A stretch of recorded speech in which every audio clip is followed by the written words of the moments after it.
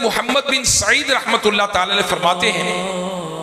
میں نے درود پاک کی ایک تعداد مقرر کر رکھی تھی،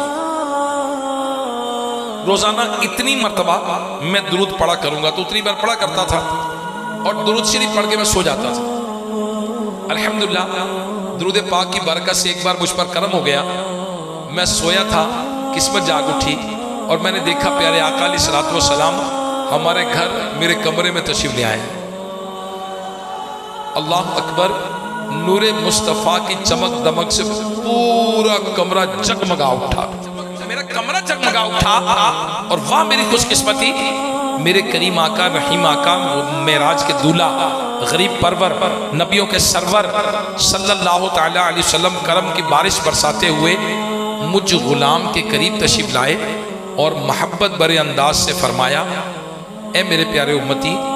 جس منہ سے تم مجھ پر درود پڑھتے ہو لاؤ قریب لاؤ، میں اس پر بوسا دوں۔ سبحان اللہ سبحان اللہ۔ حضرت محمد بن سعید رحمت اللہ علیہ فرماتے ہیں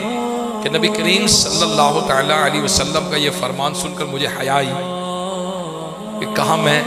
کہاں میرا منہ اور کہاں سرکار صلی اللہ تعالی علیہ وسلم کے مبارک ہونٹ۔ یہ سوچ کر میں نے حیا سے اپنا چہرہ جھکا لیا۔ آپ صلی اللہ تعالی علیہ وآلہ وسلم نے میرے ہونٹ کو بوسا دیا، میرے رخسار کو بوسا دیا، اور حضرت محمد بن سعید رحمت اللہ علیہ فرماتے ہیں کہ سرکاری اعلی وقار صلی اللہ تعالی علیہ وآلہ وسلم نے مجھے اس عنایت نوازی سے نوازا تھا کہ میری آنکھ کھل گئی، میری اب خواب میں دیکھ رہا تھا تو میری آنکھ کھل گئی، میری زوجہ قریبی سو رہی تھی، میں اٹھا تو وہ بھی اٹھ گئی، میرا گھر پاکیزہ نبی مکی مدنی رسول عربی ہاشمی صلی اللہ تعالی علیہ وسلم کی خوشبوؤں سے مہک رہا تھا، اور میرا رخسار تو 8 دن تک مہکتا رہا، خوشبو آتی رہی۔ سبحان اللہ سبحان اللہ۔ میرے پیارے اسلامی بھائیوں، ہم اس نبی کے امتی ہیں سبحان اللہ جو آخری نبی ہیں، ہم اس نبی کے امتی ہیں